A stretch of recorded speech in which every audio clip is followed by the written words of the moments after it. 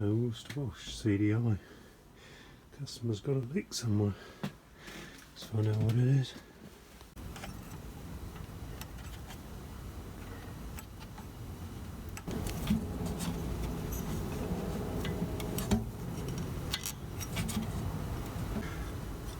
Let's take these out. Let's see what's going on here.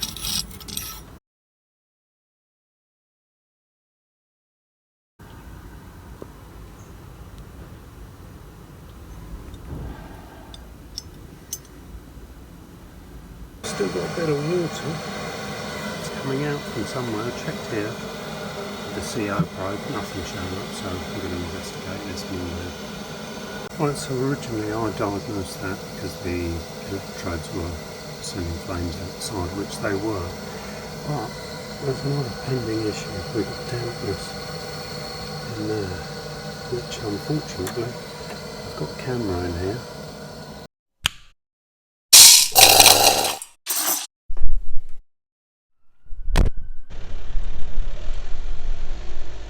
Let's go to work. Looks like we've got a heat exchanger split, boys. So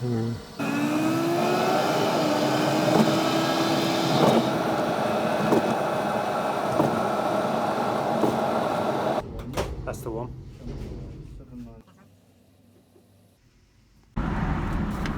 And inside you have one main heat exchanger, and then it comes with this stuff.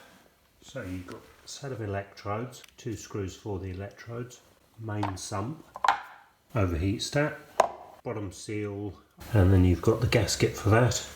You've got the front plate gasket, 2 clips there for the top burner assembly, main flow washer, bottom sump washer, main heat exchanger burner, top seal, front burner seal, if I didn't say that before, the fitting for the return pipe, and it does have a special one-way. That's what you get in the kit. All of that stuff, that's 499 quid or thereabouts, including the heat exchanger. That's the part number.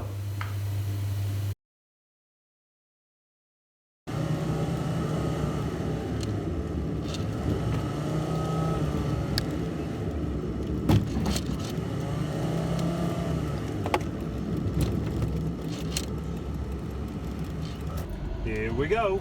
Better get started. Okay, so this is day 2.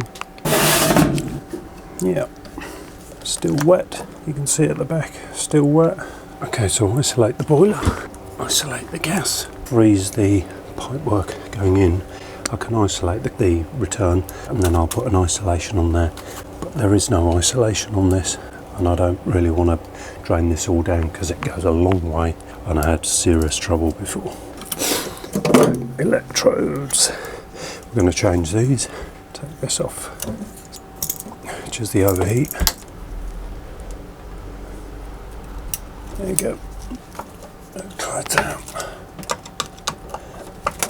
Good set of electrodes. Okay, next bit is the electrodes on here.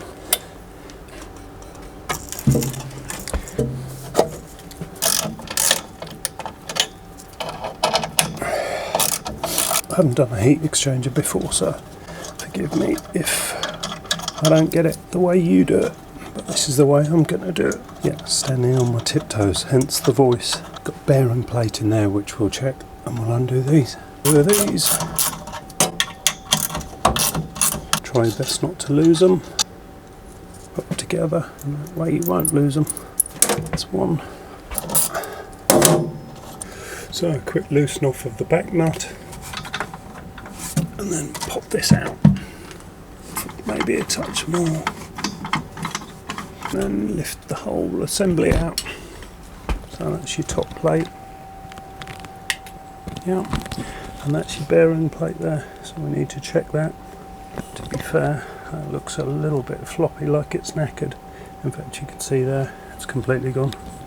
So now you've got a gasket and the burner assembly.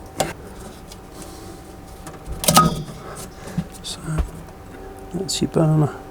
Just going to mark the front just in case there's an orientation.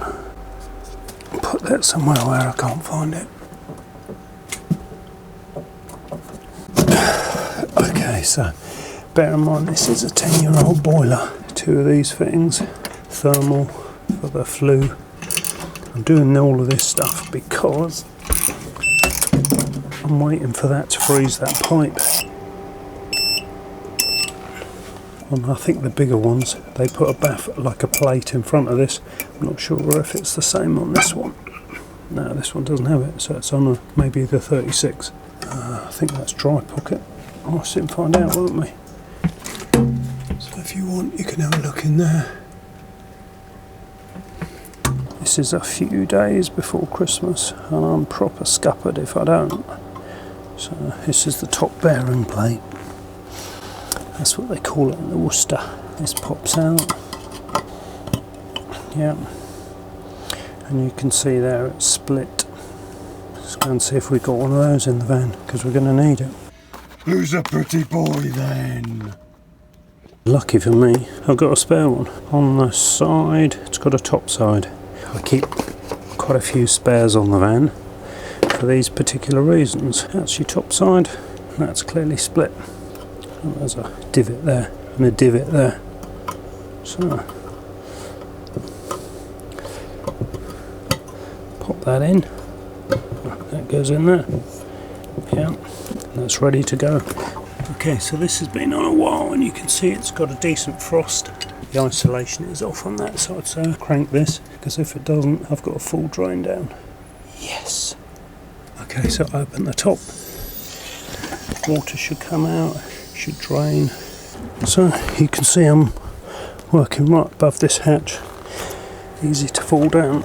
And I reckon I need about that much taken. There will be a certain amount in there. Shit. That's a lot more pressure than I expected, to be fair.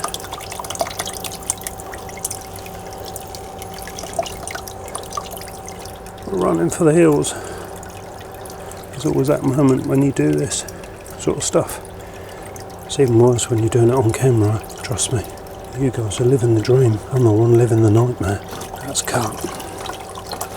So the idea is as quick as you can. And yeah, I know loads of you are going to say, oh, it's a blue valve. Oh, you shouldn't put us an ISO valve. This is the real world. And the paste police can piss off too. Paste police, how about that? There's a new one. No, you don't need it. With new fittings, you shouldn't have to. Yeah. You've seen the state of the new fittings these days. Okay, push to main. Until you've worked with water that's live, and you know that there's 2.5 bar behind that, ready to come out, you don't know what you're talking about. Most important, make sure you get the olive in. Make sure you don't forget that. Unfreeze. The next bit is to undo the return off here. So, main captive, and that's the bit that holds it in. So with a bit of a wriggle, I'll undo that. Jesus, that didn't take much of it. Before I get stuck into this, I've just noticed there's a little clamp at the back there. So with that little bolt moved, the whole thing moves nice and easy. Don't forget that bolt like I just did. If it feels wrong, chances are it is wrong. So the problem here is that this wants to go up and it also wants to pull that up. So I think I'm going to try and pull that down. Okay, so I've just undone that. And so now I can just pull this out. That's the theory. There she goes.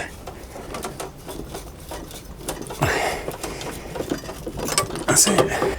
Job done. Well, I won't lie to you, that's a bit of a wriggle. You need a couple of bars and a good jiggle. It's these plastic bits that go through that seem to get caught up. But after that, it seems fine. Okay, first things first, make sure that we're... There you go. Here's our split. some gasket. So that in my head would just snap straight on. So just have a quick look. Make sure the clips are down. Yep, look all good. Next, lube this. So this is the fitting that goes into here. So I'm also going to lube this bit, so I don't have to lube it from below. This should just click into there, like that, and then push down. That's it, push in. So that's all of that. We need a washer on that. That goes on there. Silicone lube. Just these two screws off here. That will go through there. That will go on there. And then the nut will go on the top. Whatever you do, don't cock it up. So, okay. Ain't the lightest of things, I can tell you that. That's it, done. Put that screw in at the back. This can come down. Why do you want? Okay, so and that could twist in there, like so. That's that bit in. Cool, you wouldn't want to drop too much down there now, would you?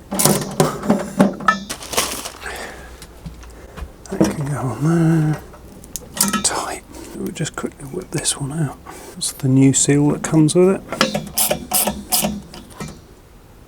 Burner doesn't look too bad, no massive holes.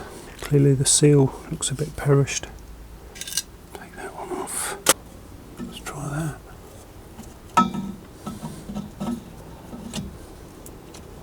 I'm not sure how you did it, but I've taken the whole nut and now off that captive bit there stays in there, and then you just drop it onto it. So I used a long screwdriver just to pick it up and then drop it down.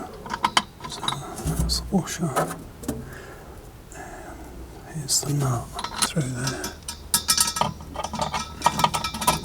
Nut on the top, put the pin facing you so you know where to tighten it. Put the spring tabs through, tighten the back one, washer on the top. Gas fitting, check it's fully in. Push the grommet through to make sure that you're completely room sealed. Again, you must make sure the integrity of the boiler is back where it started off. Or maybe it never was, but new washer. Gas valve. Turn the gas back on because I hate trying to fire a boiler up when there's no gas to it. Put our set of electrodes in there. Happy customer for a long period of time, which is what you want.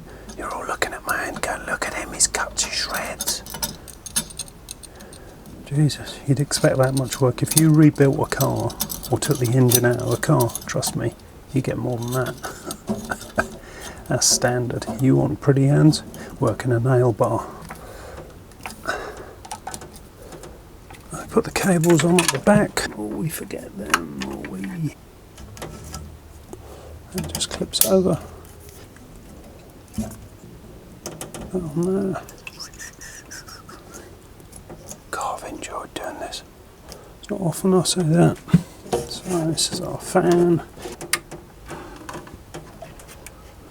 Don't forget the earth. And then don't forget the grommet. Get our trap under there. You probably can't see, but never mind. You can hear it click, so that's all you need to know. And then put the tube on. Check our seal. Oh yeah, that's nice. A clip on, like so. Turn the first valve on. As soon as we start opening that, it will start coming through. And it's a question of just keeping your eye on it. Clearly you've got auto air vents at the top. And I will open that at the same time. Time to check. Set of leads. Whoopee! Beautiful. Of course I put it on the wrong way. What do you want? So, Has to go through that way. I knew that. I'm tired now. I haven't eaten. Great. Is to pump a bit of inhibitor straight into here.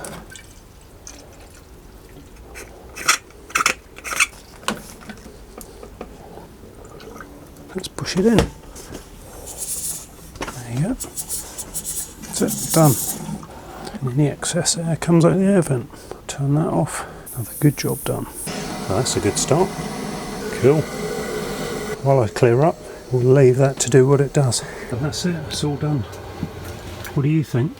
Yeah, it's fucking brilliant, isn't it? You've done a really good job there, Dr. Pipe.